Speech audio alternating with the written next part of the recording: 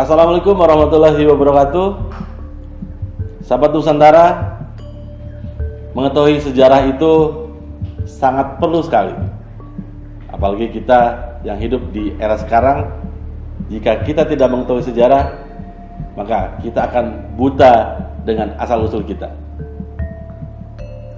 Majelis Seni dan Tradisi Mesti Cirebon akan terus menggali toponimi dari beberapa wilayah di kota Cirebon. Saya Agus Gemblung bersama dengan Mas Farihin dan Kang Dedi Syekh. Kali ini akan membahas tentang wilayah Jagabaya. Bagaimana Mas Farihin? Jagabaya itu dari apa? Bagaimana ceritanya?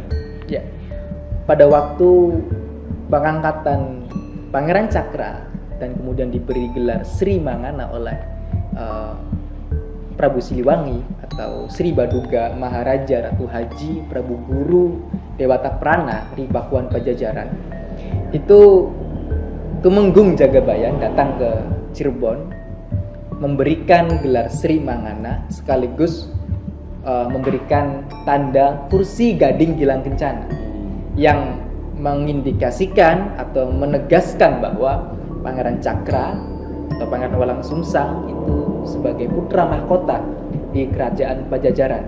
Akan tetapi beliau lebih memilih membangun institusi baru yang merupakan basisnya adalah Islam, dan itu kelak akan menjadi tempat syiar Islam pada waktu itu.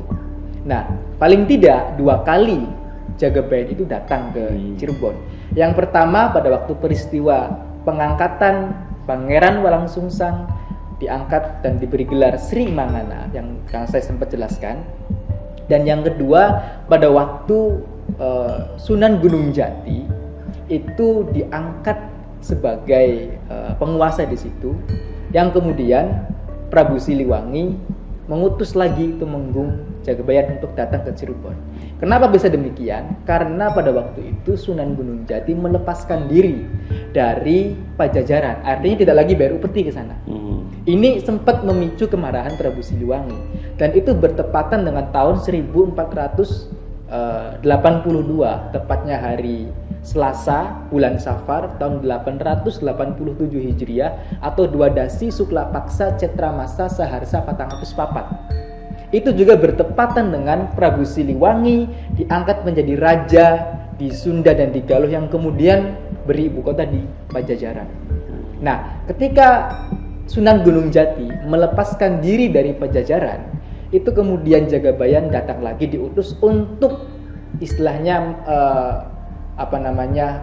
ngasih tahu kamu jangan memperluas wilayah Islam di wilayah Prabu Siliwangi gitu. Akan tetapi Tumenggung Jagabayan beserta dengan 60 pasukannya dan lengkap dengan prajurit-prajurit pada waktu itu justru malah masuk Islam di bawah Sunan Gunung Jati.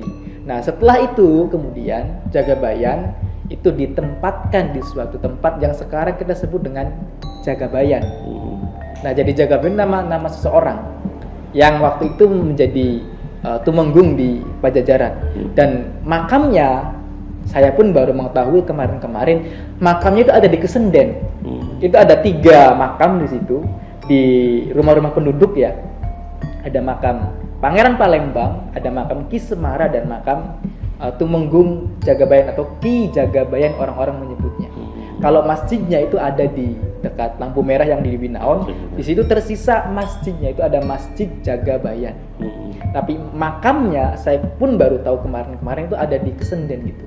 Nah, ini menunjukkan bahwa sosok Jagabayan itu bukan fiktif, tapi nyata gitu. Dan tempat bekas di mana beliau bermukim yang kita sebut dengan Jagabayan, dan itu merupakan pos penjagaan untuk masuk ke Keraton Pakumwati yang kemudian sebelumnya adalah melalui Jalan Karangkertas dulu, Karangkertas baru kemudian Jagabayan itu sebagai pos penjagaan.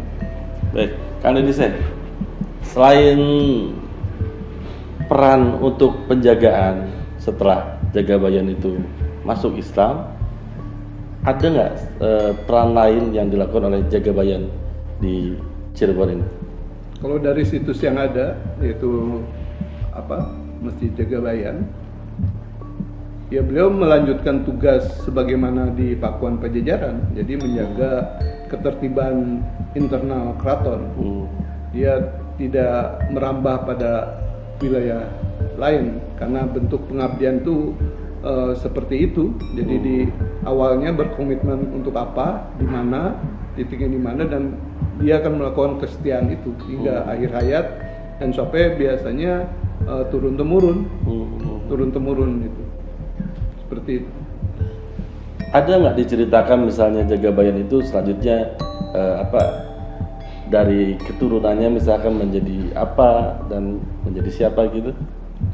Sepertinya kalau di Caruban ini ada kekhasan tersendiri ya, bahwa si anak itu akan melanjutkan tugas dari ayahnya. Contoh misalkan kemit-kemit yang ada di Gunung Sembung, itu dari ayah ke putra terus ke cucu menjadi kemit dengan bangga, seperti itu.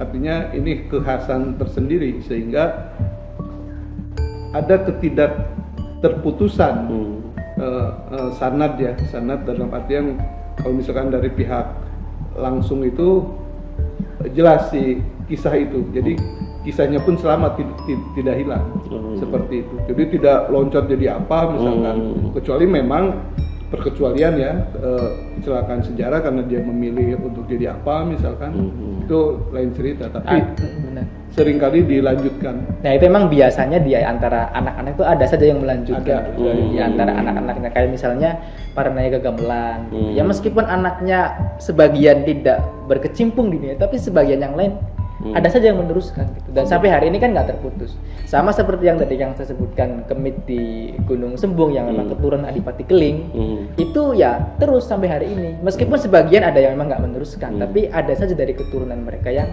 melanjutkan sehingga sampai hari ini masih ori keturunan dari Adipati Keling. Nah itu bisa jadi terjadi juga ke Jagabayan sebagai pengabdian mungkin. Sebagai bentuk pengabdiannya gitu.